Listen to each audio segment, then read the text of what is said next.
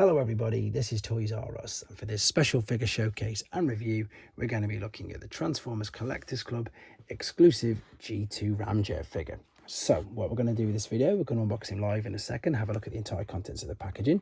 We'll then have a detailed look at him in both of his modes to help you decide how you want to display him.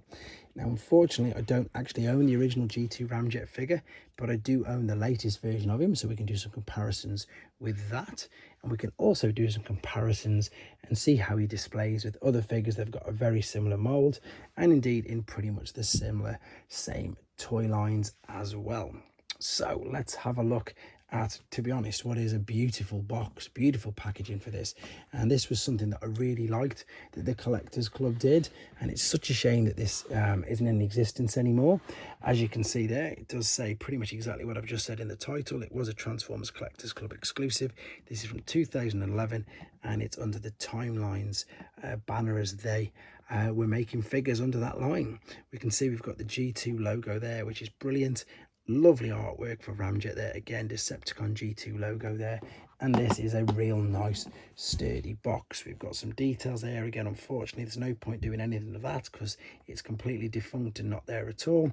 And for those of you who are unaware what the Collectors Club, and indeed are very similar to BotCon, to be honest, they took existing molds of figures and indeed did things like this. So at the time they had the classics version of just the normal deluxe Ramjet figure 8, and for an exclusive they decided to do exactly this, make the G2 version of it. They did this with lots of figures, so they touched things like diaclone figures, or just indeed completely different things that you wouldn't even think of doing using the existing mold. It was just such a brilliant idea. Right, there is the figure. I'm just going to leave that there for a second, and hopefully this won't make too much noise, because under these you normally get, yep, there it is. This is the collector's card. Now, funnily enough, I've never opened this. I had a quick look at it, so I'm going to be experiencing this for the first time with you guys. So this is again what they did. You had your own tech spec and collector's card, and the instructions were always, it looks like photocopied paper, but it's printed much better than that, to be honest. In fact, let's have a look at this while we're here. So I'm just going to open this up. I'm not going to bother with the instructions because the instructions are just going to be black and white standard ones. We've got the lovely collector's card there with the technical data, and what I'm going to suggest, if you want, if I bring that there and say pause, you can then read that for yourselves as well. Right, let's do some first impressions of this figure. It's in jet mode, so that's what we're going to look at first. I'm going to take the accessories off. As you can see, the color scheme is brilliant. We've got loads of good tampographs here on the wings, again, of the logos and of the original stickers from the original toy. Things have just looked like they've popped out ever so slightly. I can push that back in. These are tampograph, lovely translucent plastic on the window. Ramjet's written there. These are stickers on the underside, and they are incredibly bright. Unfortunately, they haven't really done much to cover up his face in the nose cone, so he's not really much of a robot in disguise. Also, if he's going to be in jet mode, the chest piece here would fold out and the thrusters become landing gear like so. So you've got the faux wheels there and there. We've got these accessories here. Now these should have, yep, as you can see, these have now got quite a lot of power in them, and the main reason for this, well, it is the reason for this, obviously with G1 the projectiles were much smaller, so they had different safety standards, whereas nowadays they're all much larger, so you're allowed to have pretty much exactly that. They're allowed to be pressurized and you're allowed to have them actually fire. So that's the main reasons between these and the G1 figures. To be honest, I don't think there's much more to say. In fact, let's have a quick look at him with his accessories here. Like that. There's no other places you can attach this in this particular mode, to be honest. So this is exactly where they're going to go and how it's going to look. So if you were going to display him in this mode, this is what you're looking at. It does keep popping out, unfortunately, maybe because it's brand new, but I think there's not much more to say with him in this mode. We're going to come right back and have a look at him in his robot mode. Right then, we're back, and as you can see, he's in his robot mode. Quick apologies for no transformation process on this video for a couple of reasons. One, to keep the main length of the video down, and two is not to spoil it for anybody who doesn't want to see it. So if you're planning on getting one for yourself and you don't want it spoiled, it's not going to be spoiled. However, if you want to see it, it will be uploaded in another video separately. So let's have a look at the actual figure. Now, these stickers really are giving off a glare, so apologies for that. You can see how nicely detailed though the head sculpt is from here. Lovely detail on the eyes, this bit of the forehead and the actual cone head at the top. There is some articulation in it. It will spin from side to side. It won't look up and down really, because this whole piece is completely trapped in, to be honest. Shoulders, we've got full all the way around out to the sides. Now this unfortunately is the negative thing for pretty much all of these molds.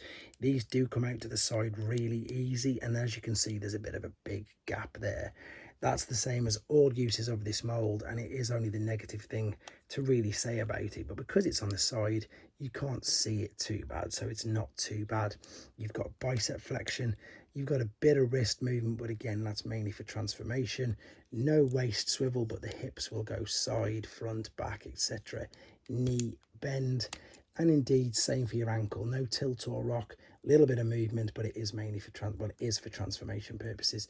You can, in fact, if you want to though, move these. I don't think you can fully disconnect it now. You can't, and why would you want to? But you can just move these out of the way to, again, to help pose a little better, and these also fold back out of the way as well. So as you can see, great looking figure. Again, good uses of the stickers, the ones that are glaring there, the ones on the feet as well. And indeed the tachographs for the colours look great. Now with regards to the accessories, you could, if you wanted to, put them back in the wings, but they just wouldn't fit and they get in the way all the time. They don't look great. You could, if you wanted to, you could pop them in his hands like so, which doesn't look too bad.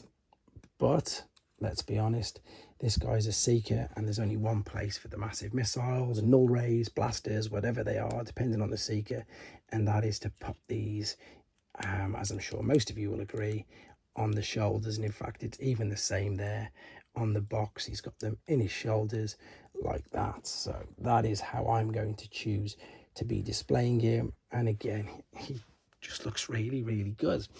Right, let's do some comparisons. So what we're going to do, this is the newest version. Again, apologies I haven't got the original one. This is a bit of an unfair comparison, to be honest. This is just to see how they look by each other, because this figure is over 10 years newer.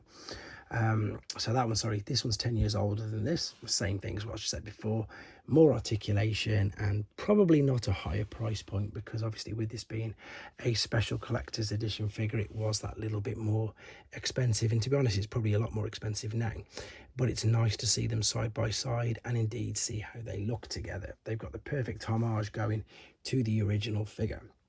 What we've got now though, this is more of a comparison, and let's see how they display together. So although again I haven't got the original Classics or Universe Ramjet, these guys pretty much share the same mold. It's just been retooled, and of course they're in the same size class, so they're all deluxe, and again they just look great together. To be honest, I haven't got his accessories, that's why his on the side, but I've put his on there as well. So there you go. This is just again a figure that I wanted to share with you.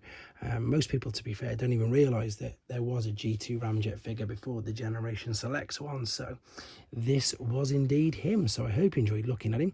I hope it helps your decision if maybe you wanted to get one for yourself, and indeed I hope it brought back nice memories if you did own one of these.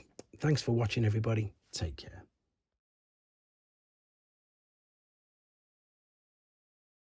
Thanks for watching. Like and comment, and don't forget to subscribe.